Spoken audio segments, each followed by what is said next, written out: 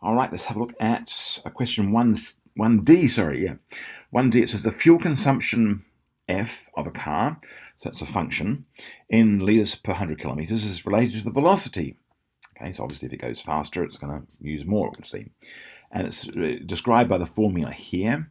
And it says, show the fuel consumption is a minimum when V is 25. So if we were to find the gradient function of that, and we were to substitute in 25 for V, this would have to equal 0.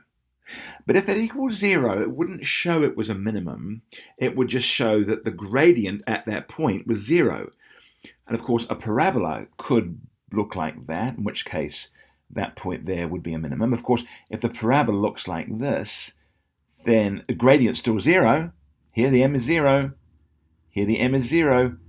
But one's a minimum and one's a maximum. So we're going to have to, first of all, differentiate to find the gradient function, substitute in 25, and hope that it equals 0.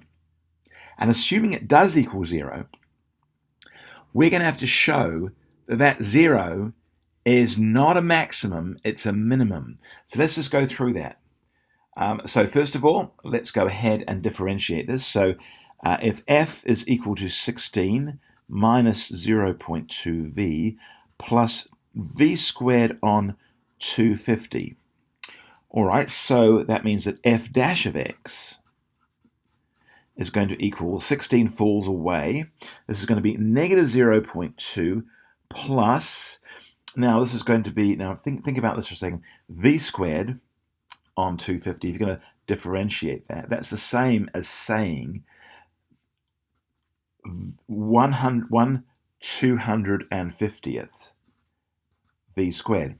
So we're going to multiply the 2 by this thing here. Now 2 over 250 is, so dv, I'll just go differentiate that.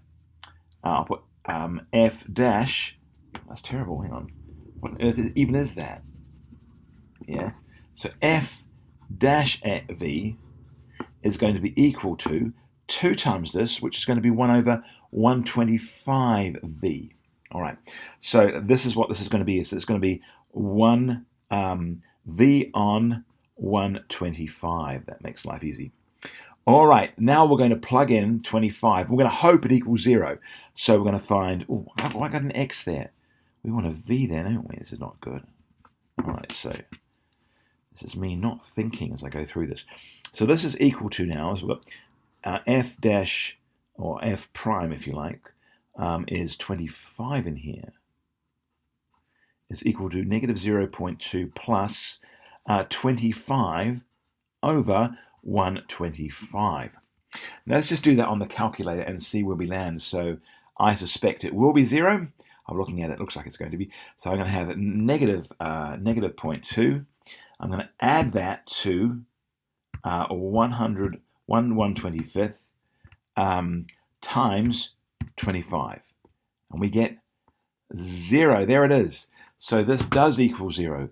So therefore I put f dash 25 equals 0. Now we've got to prove whether it's a maximum or a minimum. So if we took the second differential of this thing here, and that second differential was, let's say, greater than 0, it would be a minimum. And if it was less than 0, it would be a maximum. So let's do that now. So let's go ahead and say,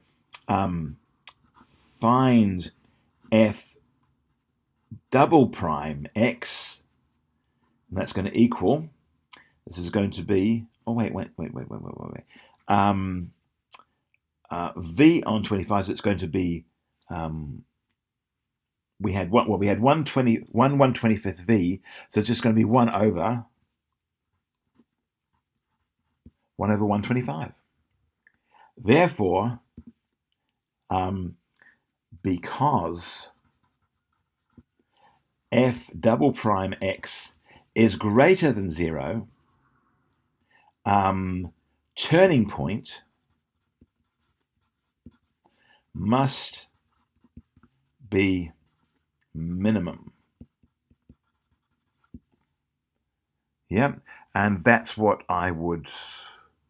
Yeah, that's the way I say. Minimum. Yes, I haven't spelled minimum very well. Minimum. M-U-M. All right, must be a minimum.